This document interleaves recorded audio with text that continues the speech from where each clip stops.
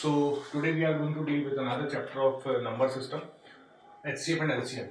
ठीक है, तो start this HCF and LCM, ये समझ लेते हैं कि HCF और LCM से पहले वर्किंग प्रोसेस क्या होता है. Let's take the two numbers 12 and 18. So the important part is in that कि इनके प्राइम फैक्टर्स निकालना आपको आना चाहिए. ठीक है, प्राइम फैक्टर्स कैसे निकालते हैं ये उन्हीं के लिए जिनको थोड़ा सा भूल गए. आई होप बाकी लोगों को याद रहता है कि प्राइम फैक्टर्स कैसे निकालते हैं. Same stands with 18, so 2 9s 18. So 12 के प्राइम फैक्टर्स कितने हो गए? It is none other than 2 into 2 into 3. और 18 के प्राइम फैक्टर्स कितने हो गए? 2 into 3 into 3. सही है यहाँ तक. अब आती है कि बात कि इसका मतलब क्या होता है या HCF को कैसे कंक्लूड करना है आपको. LCM की बात बाद में करेंगे. HCF के दो नाम और होते हैं. It is also known as GCF and GCM. बात करते हैं कि इस F का मतलब क्या है. इस F का मतलब क्या है? इस F का मतलब है factor, highest common factor. LCM में आएगा लोवेस्ट कॉमन मल्टीपल. फैक्टर का मतलब क्या होता है? फैक्टर का मतलब होता है कि किन्हीं दो चीजों से आप एक कॉमन चीज को उठा लेते हो, लेकिन वो चीज कैसी होनी चाहिए? हाईएस्ट. 12 और 18 से हाईएस्ट चीज जो आप कॉमन उठा सकते हो, तो यहाँ से 2 का एक फैक्टर उठा सकते हो, यहाँ से 3 का एक फैक्टर उठा सकते हो. तो HCF अगर मैं लिखना चाहूँ तो मुझे कितना लिखना चाहिए? It is 2 into 3 into 6. ये सबको आता है या सीख भी लेते हैं. प्रॉब्लम जब स्टार्ट होती है इस चैप्टर के अंदर, जब आप एक एप्टीट्यूड टेस्ट देते हो, कि जब इसका लैंग्वेज प्रॉब्लम आता है तो पता नहीं चलता है कि आपको HCF लेना है या LCM लेना है. HCF का मतलब क्या समझना है हमको? HCF का मतलब आप कुछ ऐसा समझो कि आपके पास दो केक्स हैं, एक 18 किलोग्राम का है और एक 12 किलोग्राम का है और एक 18 किलोग्राम का है. किसी ने कहा कि एक ऐसा हाईएस्ट नंबर का एक केक का पीस निकालना है जो आप सेम साइज सब लोगों को सर्व कर सको. अगर सेम साइज सब लोगों को सर्व कर सको तो इसका मतलब यह है कि वो साइज इसमें भी होना चाहिए और वो साइज इसमें भी होना चाहिए. अगर दोनों में वो साइज होना चाहिए तो कायदा तो ये कहता है कि वो नंबर सबसे छोटे नंबर के या तो बराबर हो सकता है या इससे भी छोटा होगा. ठीक है यहाँ तक. तो HCF की डेफिनेशन ये भी होती है, लेकिन बाद में बात करेंगे. 12 और 18 में से हाईएस्ट पीस आपने कितना निकाल लिया? 6 जो है वो 12 में भी अवेलेबल है. और 12 में कितने केक्स ऐसे अवेलेबल होंगे आपके? 2 टाइम्स आप इसको यूज करा सकते हो. और 18 में बात करें कि 6 के कितने यूज कर सकते हो आप, तो इसमें आप 18 में 6 के 3 टाइम्स इसको यूज करा सकते हो. तो HCF क्या होता है अब बात करते हैं. It is the highest number. It is the highest number which will give divides both the numbers. इसका दोनों नंबर्स में ये डिवाइड खुद देगा. और कितनी बार देगा? जितनी बार इसको देना होगा. इसमें 2 टाइम्स देगा, इसमें 3 टाइम्स देगा. तो highest common factor which will divides both the number, मतलब ये दोनों नंबर्स का एक पार्ट होगा, मतलब ये उनसे एक्सट्रैक्टेड पार्ट होगा. और ऑब्वियसली ये एक इंटीजर टाइम्स होगा. ऐसा नहीं है 2.5 केक्स निकल जाएगा, नहीं. इसमें जो नंबर होगा वो एग्जैक्ट एक इंटीजर निकल के आएगा. क्लियर है यहाँ तक. अब बात करते हैं कि 6 एक हाईएस्ट नंबर है, तो और कौन से नंबर है जो आप 12 और 18 से निकाल सकते हो? ऑब्वियसली अगर 6 तो हाईएस्ट नंबर है, so all possible factors of 6. आप 12 से 2 भी 12 में से 2 का साइज भी निकाल सकते हो और 18 में से भी 2 का साइज निकाल सकते हो. सेम स्टैंड में 12 में आप 3 वाला साइज भी उठा सकते हो और 18 में से भी 3 वाला साइज आप इसको पिक कर सकते हो. ठीक है. सो HCF क्या होता है? HCF is the highest number which will divides both the numbers. So that is the part of HCF. इसको कुछ ऐसा भी लिख सकते हैं. It is 2 का पावर 2 into 3 का पावर 1 and it is 3. अगर आप इस वाले कॉन्सेप्ट से चलते हो तो फटाफट अगर आपको नंबर पिक करना है तो नंबर पिक करते हो उससे इतना सा याद रखना है कि 2 की लोवेस्ट पावर जो दोनों के अंदर से कॉमन हो. कितनी थी 2 की लोवेस्ट पावर जो दोनों में से कॉमन है? 1. 3 की लोवेस्ट पावर जो दोनों में से कॉमन हो, सो दैट इज अगेन 1. तो आपका आंसर कितना आ जाएगा? 6. ये पॉलिनोमियल्स या जब वो वाले क्वेश्चंस होते हैं जिसमें x y z के क्वेश्चंस आते हैं, उस वक्त आप इस कॉन्सेप्ट से इसको यूज करा सकते हो. मैं एक एग्जांपल ले लेता हूँ इसमें. अगर मैं आपसे कहूँ कि x² yz और x³ y² z स्क्वायर, अगर आपको इसका HCF लेना है तो दोनों में से x की लोवेस्ट पावर जो कॉमन है, so that is x². y की लोवेस्ट पावर जो इसमें से कॉमन है, that is y to the power 1. और z की लोवेस्ट पावर जो इनमें से कॉमन है, so that is again 1. So your answer is going to be what? x².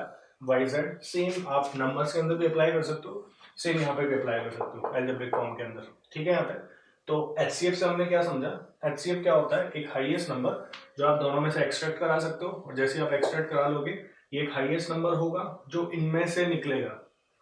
काफी बातें हो गई, बात करते हैं एलसीएम की। एलसीएम का मतलब लोवेस्ट कॉमन मल्टीपल।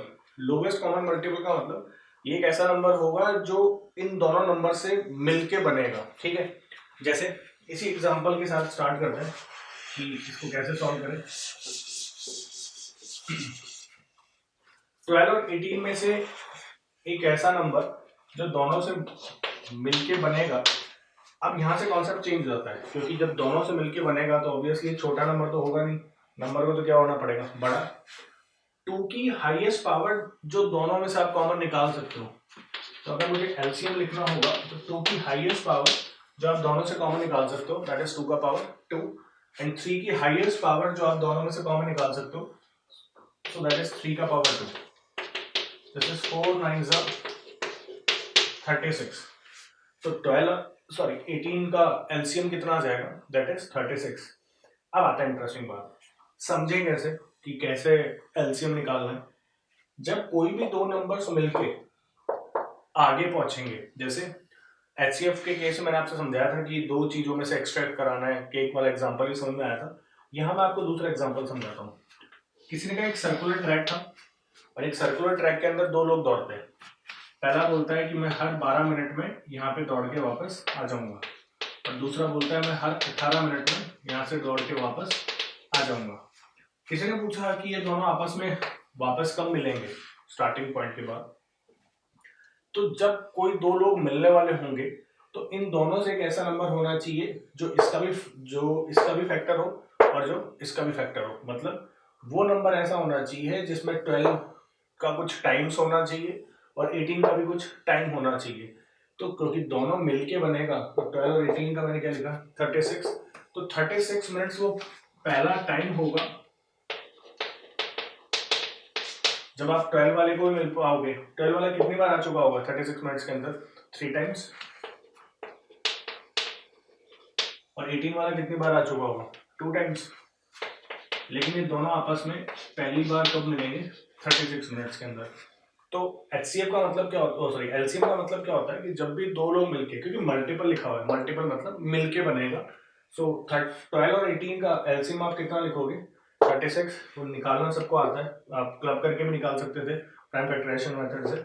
लेकिन समझ का खेल ये है कि मल्टीपल निकलेगा। तो मल्टीपल जब निकलता है जब नंबर क्या होगा इन दूसरे के मिलके बनेगा, मतलब नंबर या तो गिवन नंबर से बड़ा होगा सबसे बड़े नंबर से, या उसके बराबर हो जाएगा। तो यहाँ से कॉन्सेप्ट समझ में आ गया आपको एलसीएम का। क्लियर है यहाँ तक? एक और एग्जांपल समझते हैं। मैंने आपसे कहा कि 3 टाइप्स की रोप्स है, एक 6 मीटर की है, दूसरी 8 मीटर की है, and third one is of 10 metre. किसी ने पूछा कि एक ऐसा मेजरमेंट निकालो जिससे आप इसको भी मेजर कर सकते हो, इसको भी मेजर कर लोगे और इसको भी मेजर कर लोगे। अगर आप तीनों को मेजर कर लोगे तो वो मेजरमेंट क्या होगा। क्वेश्चन स्टार्ट होता है कि HCF होगा या LCM होगा। थोड़ा सा सोचें तो LCM अगर मैं बोलता हूँ तो बड़ा अजीब सा हो जाएगा। 6 8 का 10 का LCM लोगे तो LCM is going to be 120 metre. यहाँ से मैं समझाने की कोशिश कर रहा हूँ क्योंकि बड़ा स्टूपिड से लोग मतलब आंसर दे देते हैं कि 120 मीटर। 120 मीटर से आप 6 मीटर वाला मेजर कर सकते हो क्या? 120 मीटर से आप 8 मीटर वाला मेजर कर लोगे, 10 मीटर वाला मेजर कर लोगे। तो इस वजह से यहाँ पे LCM नहीं निकल के क्या निकलेगा HCF निकलेगा। 6 8 और 10 का HCF कितना होगा, इट इज 2 मीटर। सही बात है, 6 मीटर वाले को 3 टाइम्स में मेजर कर लोगे, 8 मीटर वाले को 4 टाइम्स में मेजर कर लोगे, और 10 मीटर वाले को आप 5 टाइम्स में मेजर कर लोगे। तो ये कॉन्सेप्ट समझना बहुत इंपॉर्टेंट हो जाता है कि HCF निकलेगा या LCM निकलेगा। तो आई होप आपको समझ में आ गया होगा कि HCF और LCM में डिफरेंस क्या है। फास्ट अगर निकालना होता है, जिसमें आपसे कहूँ 12 और 18 का आपको HCF निकालना है, तो आप क्या करो, सबसे पहले HCF निकाल लो। LCM निकालना हो तो भी आप HCF निकाल लो। 12 और 18 का जैसे आपने HCF निकाला तो 6 पता है अगर आपको, तो 12 में 6 का डिवाइड लगाओ 2 टाइम्स, 18 में 6 का डिवाइड लगाओ 3 टाइम्स। अब ये दोनों नंबर समय से क्या होंगे एक दूसरे के लिए, इनमें से कोई भी कॉमन फैक्टर नहीं होगा, तो बस आप इन दोनों को मल्टीप्लाई कर लो, 2 3 6 एंड 6 6 36। तो कोई भी बड़े नंबर अगर आते हैं तो अगर आप एचसीएफ निकाल पा रहे हो, एचसीएफ का सम नंबर में इंडिविजुअल डिवाइड दे दो, इंडिविजुअल डिवाइड जैसे ही दोगे आप तो आप उन नंबर्स के क्वेश्चंस को आपस में मल्टीप्लाई कर लो। जैसे इसमें कहता हूँ 96 और 144, तो 96 और 144 का अगर आप एलसीएम निकालने की कोशिश करोगे तो कितना आ जाएगा, इससे एचसीएफ निकालने का फटाफट। अब एचसीएफ निकालना भी हमेशा एक वो इस वाला मेथड से जरूरी नहीं है कि आप हमेशा इसी मेथड से निकालो, आप चाहो तो आपको पता है ये भी 12 का फैक्टर होता है, ये तो 12 का स्क्वायर ही होता है, तो आपको पता है कि 12 से 96 बन जाएगा, ये 12 से 144, तो यहाँ से 12 तो आप कॉमन निकाल लो, 8 और 12 से वापस क्या कॉमन निकाल सकते हो, 8 और 12 से आप 4 कॉमन निकाल लोगे, और 4 का इसमें मल्टीप्लाई कर डिवाइड लगा दो, 4 2 सा 8, 4 3 सा 12, इन सबको आपस में मल्टीप्लाई कर लो, this will be the LCM of a number. Okay, ये थोड़ा सा फास्ट मेथड हो जाता है, आप कन्वेंशनल मेथड यूज करना चाहो वो भी हो जाएगा, धीरे धीरे जब समझ आना चालू हो जाता है तो समझ में स्टार्ट हो जाता है। कुछ और एग्जांपल भी लेना चाहता हूँ। इसने कहा कि 15 और 18 का क्या एचसीएफ होगा, अब 15 और 18 का क्या एचसीएफ होगा, इसमें 5 है और इसमें 5 नहीं है, तो आप 5 तो आपको ऑटोमेटिकली एक्सक्लूड करना पड़ेगा, 5 2 into 3, बस इसमें जो भी बचा हो 3 6 18, बस इन दोनों में से 3 कॉमन आ सकता है, इनमें से कुछ कॉमन नहीं आने वाला, तो इसका एचसीएफ कितना हो जाएगा, that is going to be 3। Clear है यहाँ तक? So that is the basic difference between HCF and LCM. Now coming to the HCF and LCM of denominator, denominators का कैसे निकालते हैं, ये भी एक बड़ा अजीब सा कॉन्सेप्ट होता है, लोगों को लगता है कि 3/5 और 5/7 इसका एलसीएम कितना होगा, तुरंत आंसर आ जाता है 5 7 35 और एलसीएम आगे, ऐसा नहीं होता है। वो एलसीएम जब बनाते हो आप, जब आप इनके बीच में ये दो ऑपरेटर्स लगे होते हैं, या तो प्लस माइनस, तो आप क्या करते हो, आपको डिनोमिनेटर को सेम बनाने के लिए आप इसको एक जगह करना चाहते हो, इस वजह से आप एलसीएम लेते हो। यहाँ पे मैं पूछ रहा हूँ 3/5 और 5/7 का एक नंबर बताओ जिसमें 3/5 का भी डिवाइड जाएगा और 5/7 का भी डिवाइड जाएगा। तो अगर आपको उनका एलसीएम लेना है तो क्या करते हैं, बहुत आसान सा कॉन्सेप्ट है, अगर आपको इनका एलसीएम लेना है तो आप क्या करो, न्यूमरेटर्स जो भी हैं उन सबका आप एलसीएम ले लो। तो अगर मैं एक स्टैंडर्ड फॉर्म लिखना चाहूँ कि एलसीएम कैसे लेते हैं नंबर्स का, तो अगर number are in the form of a/b and c/d, so what should be the LCM of the numbers, LCM होगा इन नंबर्स का एलसीएम डिवाइडेड बाय नीचे वाले नंबर्स का एचसीएफ। सही है, इन्हीं नंबर्स का अगर आपको एचसीएफ लेना है, बहुत सिंपल सा कॉन्सेप्ट है, जिसका जो लेना हो वो ऊपर आ जाएगा और उसके दूसरा वाला नीचे आ जाएगा। अगर मैं कहूँ आपको एचसीएफ लेना है, so that is HCF of say A and C and LCM of B and D. Clear है यहाँ तक? So that is the HCF और एलसीएम जो प्रोग्राम्स आपके न्यूमरेटर डिनोमिनेटर वाले होते हैं वो कुछ इस तरह से सॉल्व किए जाएंगे। आगे चलते हैं, आगे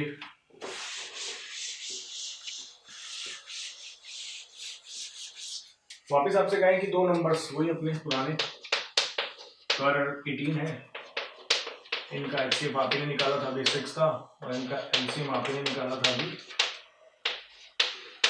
36 था।